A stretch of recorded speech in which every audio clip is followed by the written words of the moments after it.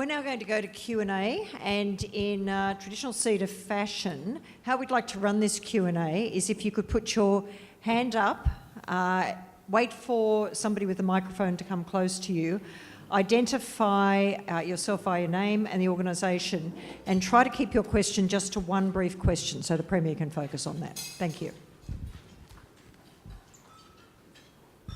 I might start, Premier, if you don't mind. I find, and we find at Westpac, one of the hardest decisions we make as a leadership team when we think about our budget and what we want to spend our money in terms of investment is where to put that next dollar. Now, you're talking about an infrastructure and investment program of about $7.4 billion a year that came up through the budget process in the next 4 years. How do you decide where that next dollar goes and which projects to focus on? And importantly, how you deliver those projects on time and on budget? Thanks very much, Lynn. Just to start with an easy question. That's really good. So I'm being asked to condense literally thousands of hours of Cabinet Committee meetings into a 2 or 3 minute answer. Look, I think the thing is you've got to be clear about what you want to do. So the first thing is we made commitments at the election and we're determined to deliver on all of them. So that's the first lot of priorities. Beyond that, the private sector will come to you from time to time with, as I said before, things like the Western Distributor, an elegant solution to a problem that people have been talking about for years, as if eloquently describing the problem was leadership. Well, it's not. You've got to get on and fix it. So the private sector is one source of advice. We have the best public service anywhere in our nation. So, of course, our public servants provide us with advice as well on what a logical next lot of projects might be.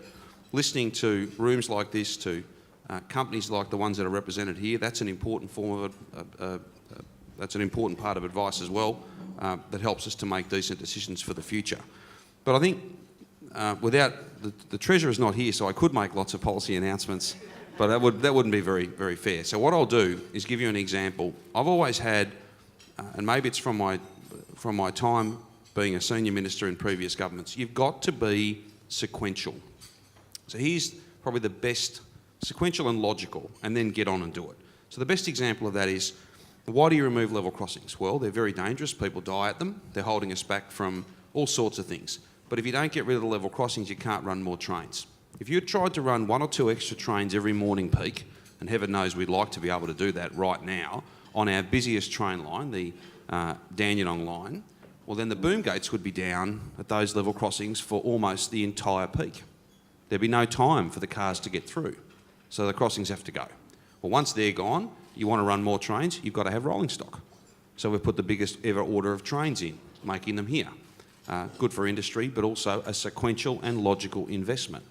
If you want to run more trains, you've got to look at the capacity in the central part of our public transport system, the current city loop.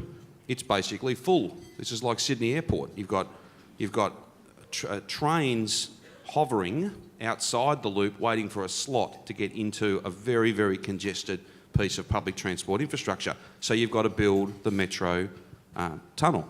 All of these things are sequential and they all connect to each other.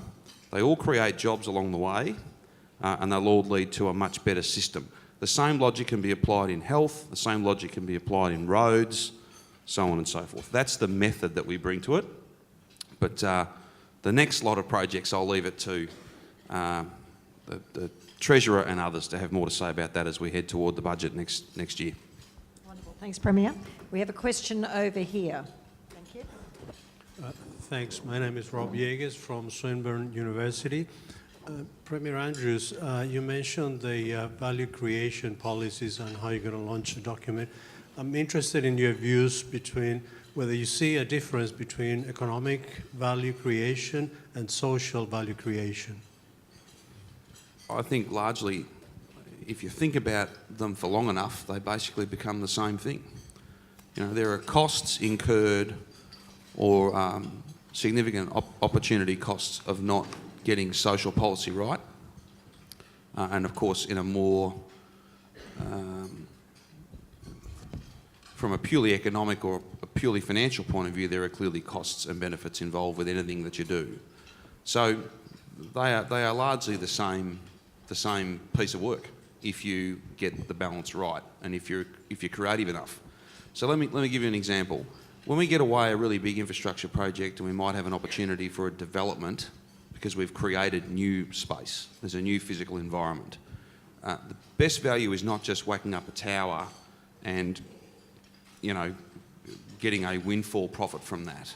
It's about a mix of social housing, affordable housing, embedded within that. Building a big infrastructure project is not just about creating jobs, as important as they are. It's also about knowledge attainment, skills attainment, protecting diversity within our that sector, or within, you know, a much broader, in a much broader sense. So I think creating value is a much broader concept than simply penalising those who happen to have benefited from what you've built and what you've done. That sometimes takes a social form. It's sometimes a purely financial, or, if you like, economic form. But back to my first comment, if you think about our social and economic challenges for long enough, they are essentially the same thing.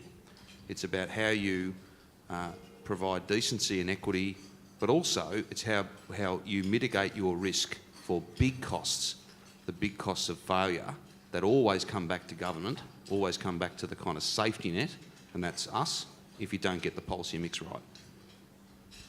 Thanks, I Premier. hope you'll look at the document quite soon and be able to see that.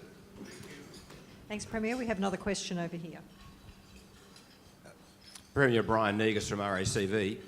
Thank you for your State of the State address, and congratulations on a great transport agenda that you outlined for us. Yesterday we saw the federal government, as the media portrayed it, unlocking $3 billion for transport infrastructure for Victoria, including projects on Monash, M80, rural roads, the Echuca Bridge and North East Melbourne. I gather there was a bit of debate about that situation. Interested in your take on that $3 billion, and particularly in North East Melbourne. Part of that was foreshadowed in the media that maybe for the North East Link, which has long been on our agenda, as you're aware. So interested in your take on the federal government budget process, please. Very good. It's always great to get a question from Brian, particularly when he's got a notepad there. There's a little bit of anxiety about whether they're very good. Thank you for your question. Oh, look, you know, politics is always a bit of argy-bargy about these things. I'm not particularly interested in going into that today. The Prime Minister has acknowledged that that money was always Victorian and it should be spent in Victoria. That's the good thing. We shouldn't get too worried about process issues. I'm not too fussed about that. Interestingly, though, a couple of the projects that there was a bit of bragging going on yesterday about these projects, well, we've already started them. The Monash project's underway. We weren't waiting around, you know. And of course the Murray Basin Freight Rail project, which is as much about roads as it is about rail, because it's getting 20,000 trucks off the roads, getting all that produce from the northwest of the state to port to market much quicker. And we should just send our best wishes to all of those growers up there that have had a pretty rough time the last week or so, with some real extreme weather events that have knocked them for six. But so look, that's great. Victorian money should be spent in Victoria. There's still a long way to go, though. Like the notion that this is now anything like a fair share, we're a long way from that. And I'll stop calling him the Prime Minister of Sydney when he starts investing and being a national leader. And that means bringing on everyone, supporting everyone. And it's not like we're asking him to support projects that don't stack up. They've all got strong business cases. They create jobs and skills, and they protect against, you know, really uncertain times. They also lock in all the things that we love about our city and state as well. Beyond that, we'll wait and see the final report of Infrastructure Victoria. They're bound to have more to say about the northern part of our city and whether you want to call it the missing link or the completion of the ring road or North East Link or whatever brand you give it. That's a project that we're very interested in, and we'll wait to see what Infrastructure Victoria comes back with in their final report, and then we will respond to that report in the early part of next year, or certainly the first half of next year. But look, the RACV have always been very passionate advocates. They've always, it's a very well argued case, and we very much appreciate the dialogue. And it's fair to say that a lot of the projects that we're building at the moment, in road, in rail, level crossing removals, it's come from the close relationship we've had with the RACV. So I thank you very much for that. Thanks. Now we probably have time for just one more question, one or two more questions. Anybody? Back there. Thank you.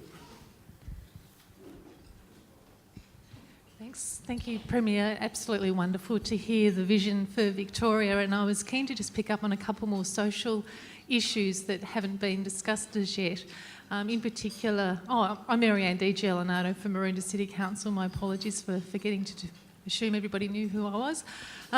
In terms of mental health in particular, that's certainly something in the Outer East we're seeing significantly increased numbers on, including suicide, and especially suicide for younger people. And the other one was gambling, the whole gambling piece again. There's more of it than less of it. And I guess I was keen to hear some policy positions and some visioning about how some of that resolution can be added to the mix of the bag that you already presented. Oh, look, thanks for your question.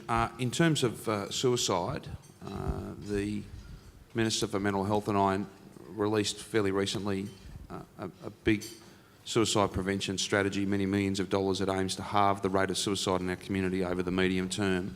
That won't be easy, but I think they're pretty important investments as we look to deal with those who are at their most vulnerable. Mental health more broadly, strong investments the last two budgets, and you'll see next year there'll be further money to support those clients and carers right across our mental health system. In terms of gambling, look, I've had the great pleasure of being the gaming minister for a short period of time, and I've always had a pretty common sense view here. For the vast majority of Victorians, gambling is a perfectly legitimate form of recreational activity. There are some, a small minority, for whom it is not. It is a very harmful thing, and we need to protect them, we need to provide for them. I know that Minister Kairou's, from a gaming point of view, is having a close look. We had made a commitment to review and to refresh the harm minimisation framework that we have, the problem gambling support framework that we have, and you're perhaps not surprised to learn that the government's been having discussions very recently about the next stage in that. So she'll make some announcements quite soon, and there'll be an opportunity for you to provide feedback, the whole sector, the whole Victorian community, to provide feedback on the adequacy of those arrangements or otherwise. People have pretty strong views on these things. I think the best thing is to be clear, and I always try to be. That's my view. It's a pretty common sense view. We should be providing for those for whom this is not safe, and really focusing on that. It's a small number of people, but they do need our profound support, and we are committed to giving it to them. Thanks, Premier. I think that we could probably go on for quite some time, but at this point we're going to ask Dunstan D'Souza to come up from Collins, Biggers and Paisley, the Managing Partner, to deliver the vote of thanks. Thank you.